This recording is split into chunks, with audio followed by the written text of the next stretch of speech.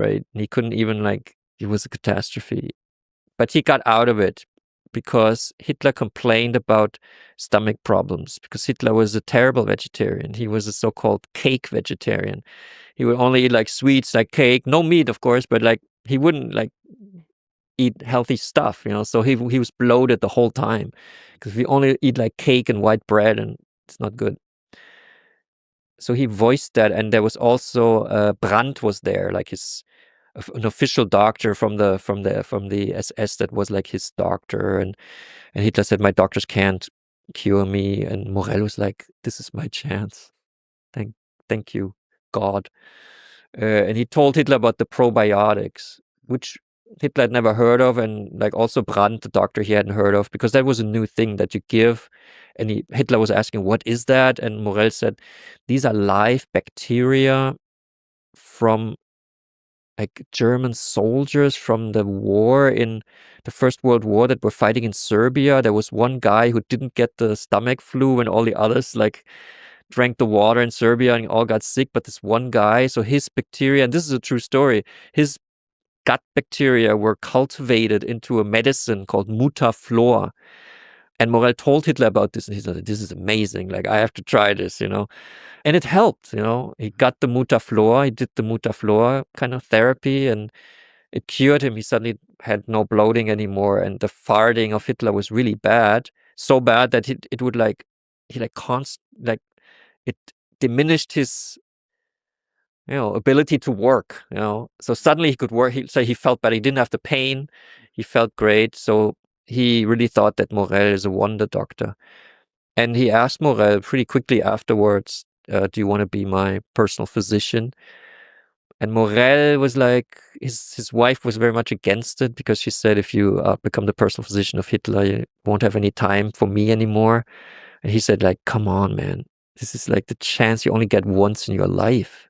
Yeah, I mean, at this point, Hitler's a really big deal. He's the most powerful man in Europe. And there have not been war crimes, because the war hasn't started yet. Obviously, there's concentration camps, and a lot of crimes have been committed, but it's also kind of hushed up. It's not such a huge thing as now we know it became. So Morell never really has any conscientious problems. He just thinks it's great, I'm going to be the doctor, I'm going to be part of history. So he becomes the personal physician, and being this vitamin guy, vitamins were really his thing. He believed in the power of vitamins. And today I think we know that he was right. Vitamins are good. But back then no one knew. And Hitler was okay, he told Hitler, and then Hitler said, okay, I want to try this vitamins.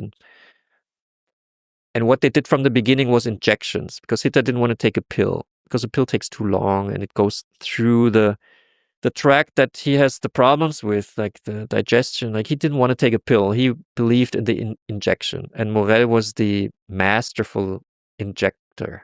So Morell, because the needles were thicker than they are today, but Morell could give you an injection without you feeling any pain. So Hitler was quite impressed. So he got a vitamin C injection, but Hitler loved the daily injection. So he got hooked on the daily injection. Once he got the injection, the day was good. And he never got sick, actually. And he could stand for a long time with the arm raised. He did he went to the gym, basically. I mean, he had a gym where he was doing exercise, so he could have the arm up for hours when a military parade would walk by. So he was quite fit, and he was never sick, and Morell was giving him the daily injection, and they lived happily ever after, basically, until the Soviet Union attacked. Wait, he literally lifted so you can do the Heil Hitler salute? Yeah, I found a document for that. That's funny. Oh God, that's dark. He had an expander, we say. I don't know, do you use that word in English? Expander? Oh, like a band. Yeah, it's like this. You do Yeah, I have one of those. Yeah, that's what he did. In front of the window. Well, at least he's not doing it in front of a mirror. Okay, wow, that's dark. Okay. I mean, those little details, yet another reminder that he's just a human being.